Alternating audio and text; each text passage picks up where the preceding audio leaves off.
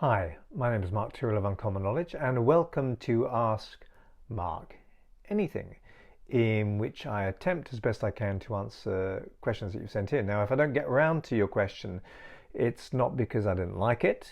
It might well be simply that I've had so many questions and it might appear in a future video. Okay, so the first question is from Andrew, and I might try and pro-say this because it's quite a long question, but first, let me say how much I appreciate your website. I've been using your audio tracks for years and have found great results in multiple areas of my life. Thank you, Andrew. My question relates to underlying aspects of my post-COVID long haulers, or sort of long COVID syndrome. Among many people with this syndrome, one of the biggest issues seems to come from dysregulation of the nervous system. It may be part of the cause for the fatigue and brain fog, for example. Now, there are theories that once our nervous system gets gears up, it doesn't come back down, and other studies showing damage to the brainstem area, which might account for a problem with the vagus nerve. The body also has trouble creating serotonin, likely from gut dysregulation. As we know, most serotonin is in the gut. Which also may play a role in the problem. Just as a side note, and leads to a lot of anxiety and depression in post-COVID patients, is there a particular hypnosis session that might work for nervous system dysregulation long term? I'm not sure if this is something that hypnosis can deal with, but I figure it never hurt to ask. So we do have, Andrew, a session on hypnosis and the immune response, and it could be little actually seems to be definitively known about the effects of long COVID. It does seem to be that some damage seems to have occurred, long-term damage seems to have occurred in some people who had COVID quite badly. And this could be to do, as you suggest, with damage to the vagus nerve. Now, we know that certain behaviors help the vagus nerve. Okay, these thick bundles of nerves is not just one nerve, it's many nerves running through the body, which enable us to digest, to relax, for our immunity to work well, for us to feel emotionally stable, and so forth. Now, of course, regular relaxation will help the vagus nerve sort of tone up, as it were. So when people listen to an audio session and relax deeply to it over time, then they find that they start to feel generally calmer. And I would suspect even in some ways physically healthier, because of course stress is a detriment to physical health. And when we feel less stressed, we feel healthier in mind and body. So, simply some of the relaxation downloads might be really useful for your long COVID clients. We have a particular download, Immunity and Hypnosis, which is specifically geared toward helping people optimize their immunity. There's been good research showing that hypnosis can indeed aid the immune response. So that's why we have that session there, because we do like to adhere to or only make sessions around what we know to be research backed. So that might be a way to go.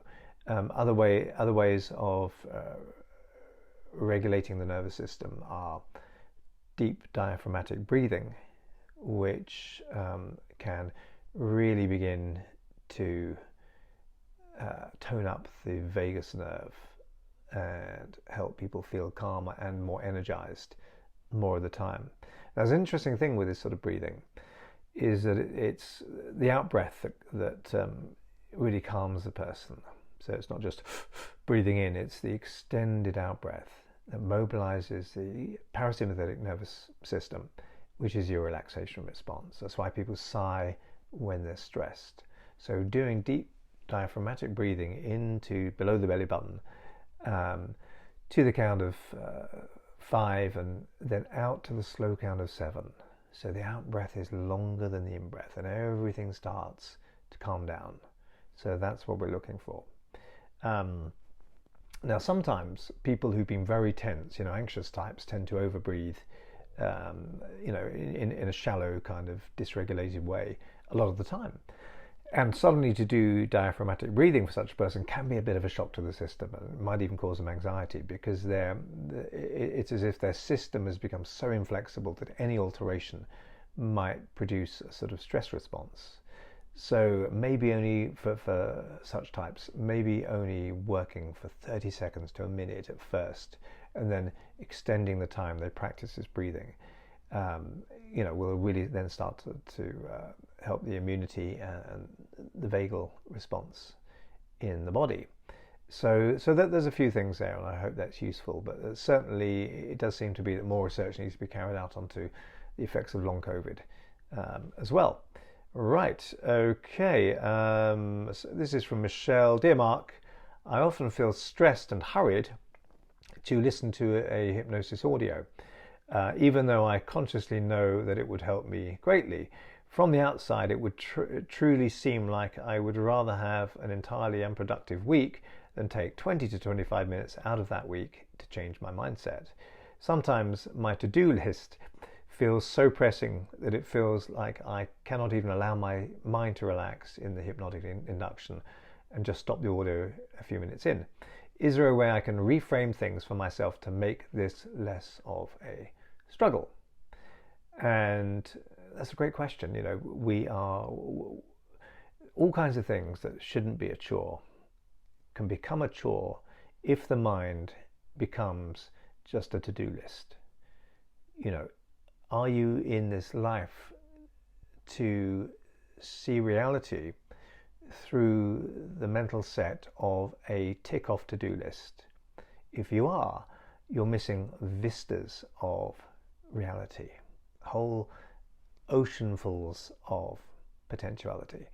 So when I say that all types of things, some people have even said to me in couple therapy, that sex has become a chore, something they need to get through, and lie back and think of England, and or going for a walk is a chore. I've got to go for a walk, or playing with the kids. I've ticked that off. I've come home from work, I played with the kids for half an hour, I can tick that off, and everything seems to be approached in that way. And in a sense, it's a left hemispheric way of approaching reality. The left hemisphere is very much, what's the point of this? Why am I doing this? I've got to tick this off. I've got to go on vacation, and I've got to tick off all these sites, the Colosseum, the Spanish Steps. I've got to do all this and do that, and then I've done it. And rather than actually letting reality come to you and enjoying the experience of the right hemispheric sort of, not everything has to have a point to it, or I'm grabbing out and I'm doing this. It's more of a, how can I encompass things? How can I sound like a hippie? How can I absorb reality rather than to manipulate it, which is a left hemispheric kind of approach to reality.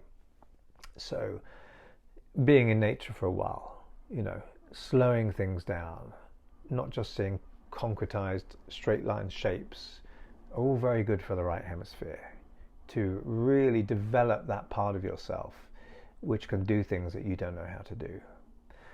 So, certainly listen to the session when you feel like it. Don't if ever it feels like something that you should do, don't do it. I want you to really want to do it in your own time and in your own way. And in your own way needs to be, that's a contradiction, telling you what your own way should be. It needs to be during a time in which it feels right to do it. Okay, in which you've got untrammeled you time. Okay, that's not going to be interfered with by any other demands. Time when you naturally go into a slower reality.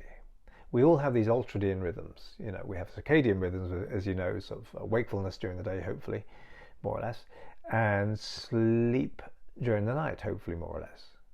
Okay, this is a 24-hour cycle that we all have, but there are also circadian rhythms. So every 90 to 120 minutes, the brain switches hemisphere, and you start zoning out, and you might try to override this natural shift in awareness and focus by having caffeine or cigarettes, or or if you're at work, you just want to look out the window for 20 minutes, or that kind of thing.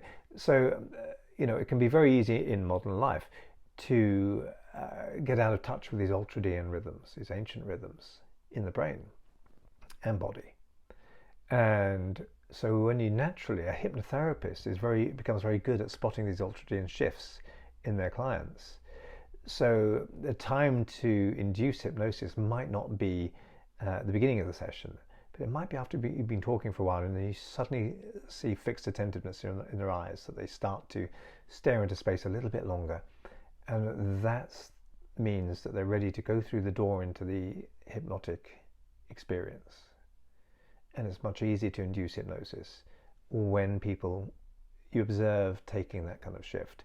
So start, first of all, I would suggest, Michelle, I had to check what your name was, to observe these shifts in yourself. It's much easier for a sailor to move the sailboat when he or she becomes aware that the wind is actually going in the right direction. Okay, rather than trying to make it work when there's no wind at all. Okay, well, the wind's blowing in the other way. Okay, I'm not a sailor, so that analogy might not be perfect, but so when you spot this shift in focus of awareness in yourself, that will be the time to listen to the session.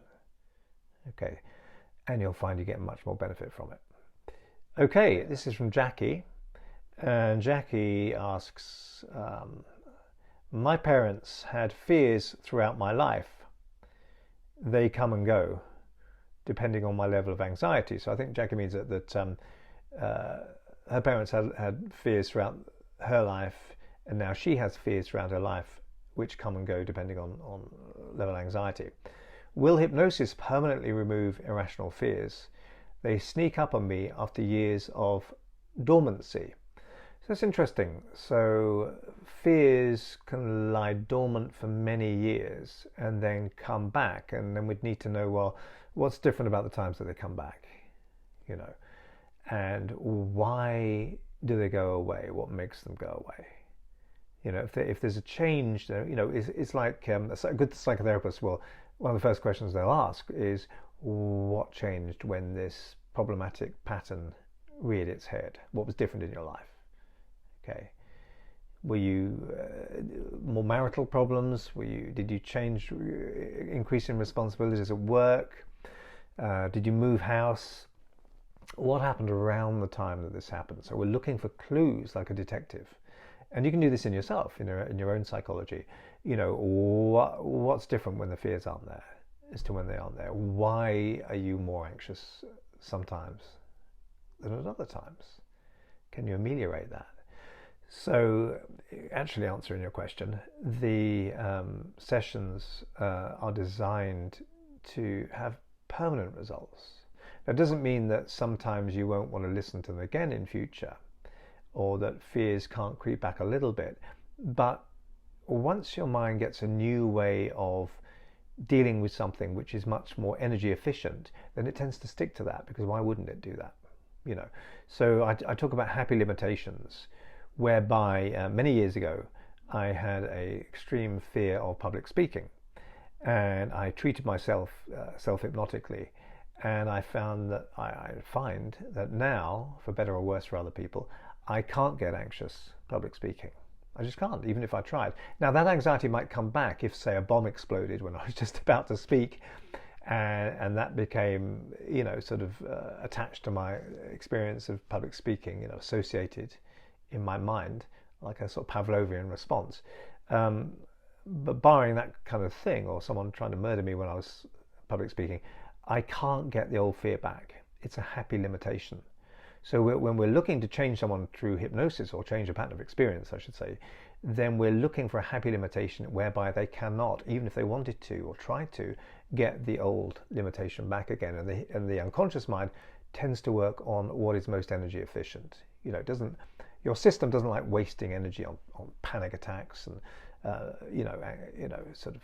addictions and that kind of thing, because they steal energy from your system. It's a strange way of looking at it.